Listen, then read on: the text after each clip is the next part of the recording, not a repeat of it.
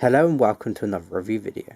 Today I'm going to be looking at Vantrue's latest dashcam, the E1. This was kindly sent to me by Vantrue. This is a mini front dashcam at 2592p, which is just above Quad HD or 2560p. It's £149.99 on Amazon, so effectively £150, or if you use my code E1OFF20K9, where you can get £20 off it on Amazon, or it's only £130. Code ends on the 15th of September 2022. This dashcam looks amazing. Let's start the review. So now I'm going to open this. So remember, always cut away from yourself if you're using a knife.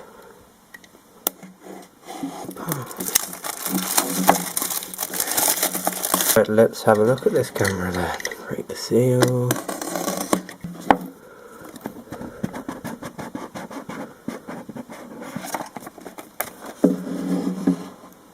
Looks nice, nicely presented. I like the little bit of paper at the front, that's quite nice. There you go, so we've got the camera, the remote and the accessories. Let's start off with the camera. Wow, it's so small. So it is literally a mini camera.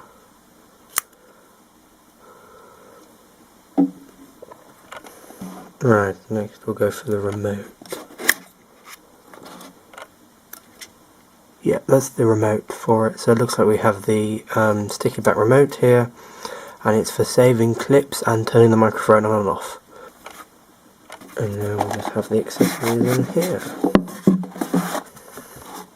So it looks like we've got the mount and the power cable in here.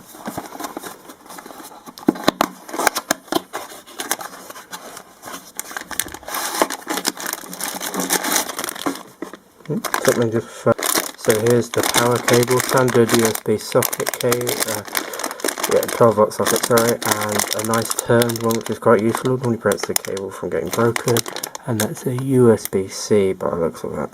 And we've got the mount itself now, I think. Well, this just looks like a power cable actually, doesn't it? Yes, that's USB to the computer, followed by USB-C, it's the same connection as that. So we come back to the box, take out the packaging, and then we've got the instructions. That's a very thick manual.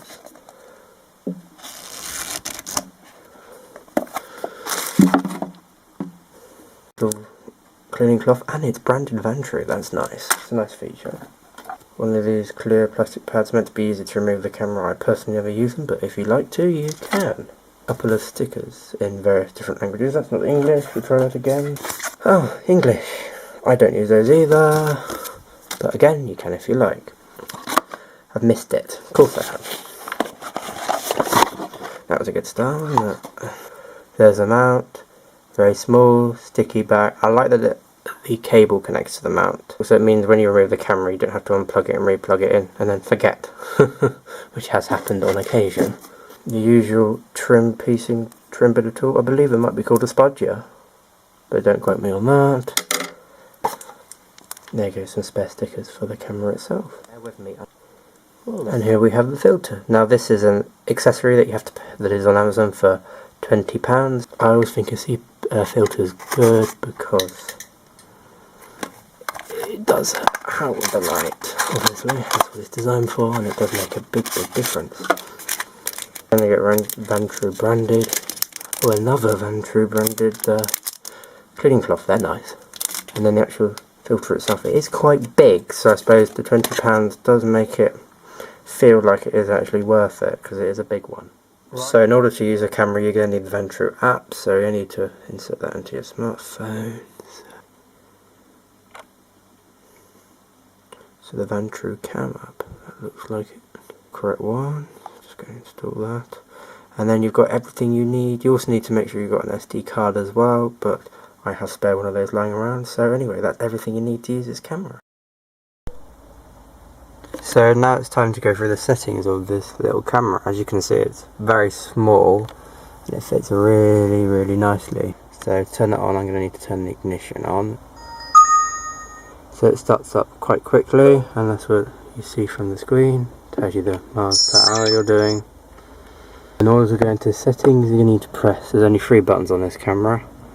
So you need to press this one, that stops the recording, and then this one which is menu, and then the middle one's for actually pressing, sliding through. So we then want to go to record settings. So we've got resolution, which there's so many different resolutions.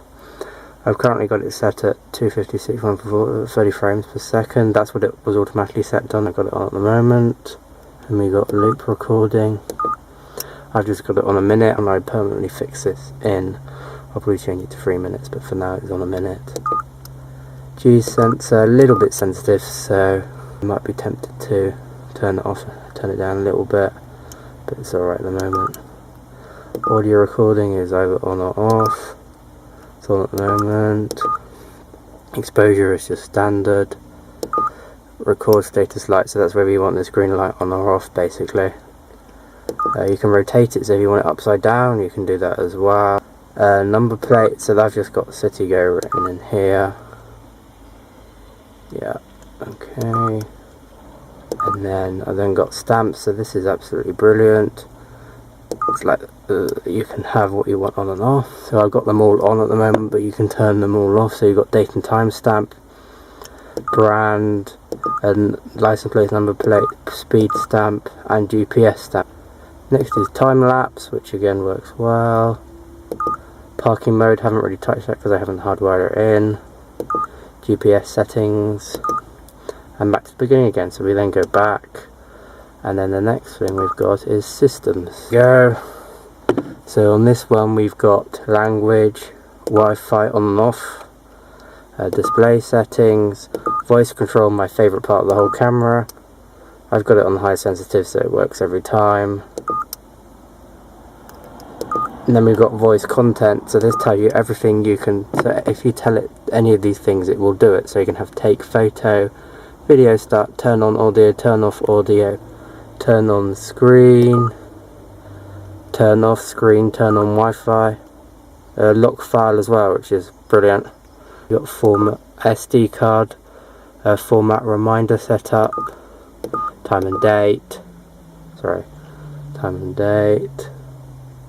and we've got device sound warning, tone, frequency of the Wi-Fi, system info, and various other things. So if we then go to files, this is how you can view files, but to be honest you're better doing it on the app, but you can view it. So it divides it into event, normal, photos, and then all files, and you can view them all. Okay, that's all the system settings on this camera. First of all, there's a little remote that comes with the camera, and this can stick to anything. I haven't stuck it on at the moment, but you can stick it, and you've got the save button. So if I press that, it locks the file like so, and takes a photo, which is absolutely fantastic. And you can turn the audio on and off, which is also brilliant. Lock the video, works absolutely perfectly. Take photo, there you go, taking a photo like that. Favourite one by far is the Wi-Fi one, where you can tell it to turn the Wi-Fi on and off. So turn the Wi-Fi on. As you can see, it brings up the password for you in case you don't know what it's called. So there you go, connected to Vantrue. So if I then go to the Vantrue app on my phone here, and it says just connect device, needs to be within 2 meters of it. And there we go, we've got a live view of what's going on. So you can have a look at the files, turn off recording. It's probably the best way to look at the files. So you can now have a look at all the files you've taken. Much easier than doing it on the camera itself. Turn off Wi-Fi. There you go. The video quality, the footage itself, there's not really much to say. It's excellent, crisp and clear. It's one of the best qualities I've seen so far with reviewing dashcams. I'd say it's better than my Viafil A139 and better than my Viafil A129. I have absolutely no problems with the quality of this video. I think it's very, very good. More cars coming.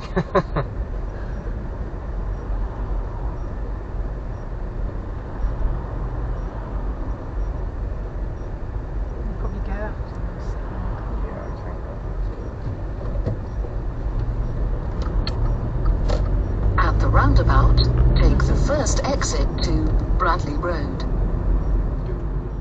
The audio is also great. A lot of dash cams struggle with quiet audio. For example, VFO.